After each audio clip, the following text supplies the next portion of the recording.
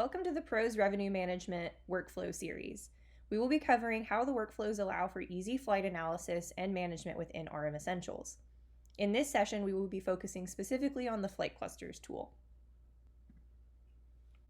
For the sake of this session, I am going to assume the persona of a flight analyst.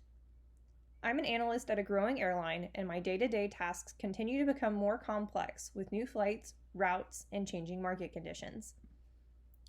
I need to be able to quickly set up rules and controls, both strategic and ad hoc, on my flights so that I can ensure I am meeting the goals of my airline. As an analyst, I need to create rules that apply broad strategic controls on my flights, quickly and easily reevaluate the current rules applying to my flights, and review and add new rules to adjust the controls on my flights as needed. Luckily, PROS has a solution for me. PROS latest workflows enable fast, intuitive decision-making so that I can adjust my flights and the controls on them as needed, either strategically or ad hoc, based on the changing conditions in my markets. Some examples of the use cases that are supported with clusters are class gating, which refers to stopping the sale of bookings in a class during a departure's booking cycle, booking min-max, which is used to define the minimum and maximum caps on bookings in classes and subclasses, overbooking, which increases the compartment AUs above the compartment capacity to compensate for no-shows, and many more. For the sake of this demo, we're going to be focusing on class gating. So let's jump into a demo where I will show you how to create a class gating parameter, and then we'll see how we can set up rules and strategies with the clusters tool. As previously mentioned, a gating parameter allows you to stop the sale of bookings in a class during a departures booking cycle. And what that means is you're closing a class so that you can no longer purchase tickets in that class or at that price point. So this tool will allow you to close lower classes and drive passengers to book into higher classes. In a gating parameter, you can see we have a list of classes over here on the left side of the screen. This class list order will be shown in the hierarchy based on your inventory map at your airline. You can then use load factor thresholds, either booked or achievable load factor, and or days prior conditions in order to determine when these rules will apply or take effect. In addition to closing one particular class, you can also close all classes below it in the hierarchy by using this zero booking protection feature. This will close the class you've selected and anything below it so that you can ensure that your passengers are booking up into higher revenue classes. As you can see in this example, I have a gating rule that is going to take effect if the achievable load factor is 90% or you're within 50 days to departure, and this one will close all classes below and including Y.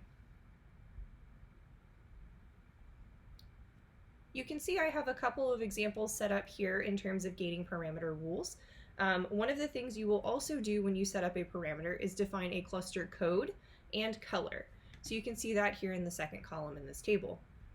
For example, this closed to class Y that I just showed you, I have marked as pink, and you can see my abbreviation is closed to Y.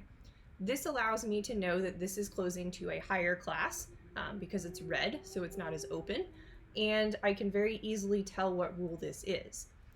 Whereas compared to class K, which is a middle or slightly lower class in the hierarchy in this case, I have it marked as yellow, but I have this closed to K code. Similarly, X is going to be a lower class in the hierarchy, so it's more open, so I've marked it as green and called it closed to X. These cluster codes and colors are very flexible, so you can set them up in a way that makes the most sense for you, but we'll be using these in an example as we navigate the clusters tool. So once you've set up your parameters or rules, you can then navigate to the clusters tab. So you can see we have a variety of different rule types that you can use the clusters tool with. I'm going to navigate to class gating to continue our example from here. On the cluster links page, you can see I have a couple of example links already created based on some different rules I have at my airline. So for example, I'm going to review this close to Y for Thanksgiving rule. And you can see here that this will open a cluster link at the bottom of the screen. There's a variety of different dimensions you can input, such as name, a work team, which is the markets that you're assigned, or a group of markets you want this to potentially apply to. the origin destination. You can pick these at higher levels if you wish, carrier code, and then departure and effective date ranges as well. This just gives the link the context of what flights it will apply to. Below that, you have what we call the cluster matrix.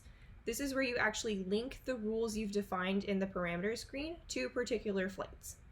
In this example, I'm using a flight number matrix. So you can see I have a list of flight numbers here, and I have defined close to Y for all of these because it is a rule for Thanksgiving. So I want to close to a higher class to ensure that I have passengers paying more revenue or higher fares so I can make more revenue for my airline.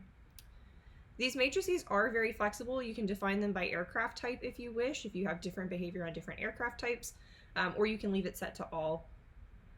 You can also use a time range rule, so you can define a start and an end time. This is really great if you want to be more flexible to schedule changes. You can define several of these to be a little bit more flexible based on what the departure times of your flights are. You can also use days prior, which allows you to set up a starting rule a days prior. So for example, you could set this to 50, and then an ending rule. So you will have a link apply or a rule apply until 50 days prior to departure, and then it will switch to a different rule if that's how you have this set up. For this example, I'm going to leave these set up defined by flight number and not make any changes to this particular rule.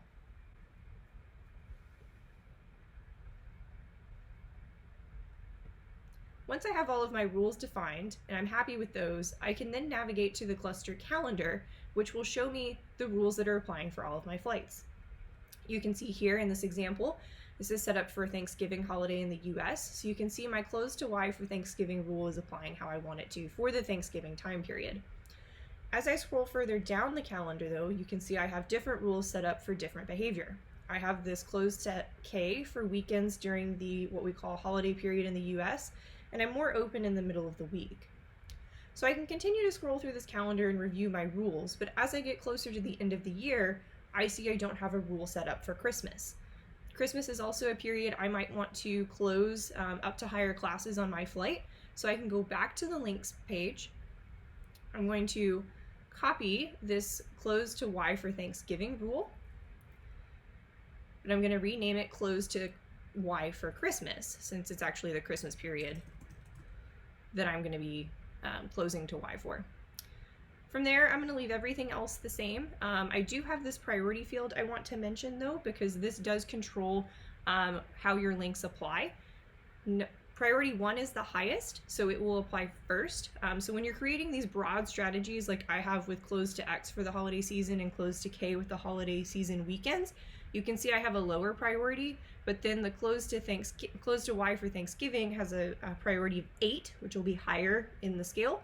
So it will apply over either of these other two rules. And you'll see this when I create this close to Y for Christmas and we review it back on the calendar. So I can update my dates here to be about a 2-week period for Christmas, let's say. I want to be a little conservative and close for a little bit longer of a period for Christmas because I know there's a lot of holiday travel. And then I can add this. The system will save the link and it'll be added into the table here. I can then navigate to the calendar and I can go back and review all of the cluster strategies or links that are applying, and you can see that this close to Y for Christmas is now applying over the correct dates in the calendar. I can also select a cell within the calendar and I will get some details on my flight here, so just a little bit more information about the flight itself. I'll also get some load factor information, some capacity, and the AUs. I can see the current parameter that's applying, and I can review the cluster link stack details so I can see what other rules were linked to this flight, but because this close to Y for Christmas is the highest priority, it's the one that's applying. But if for whatever reason I wanted to change that or remove this rule, it would fall back to the close to K for holiday season weekends. From here, if I want more information on this flight, I can also use this Open in DSC button, which will take me to what we call the Decision Support Center and will allow me to see even more information and more details on my flight from there.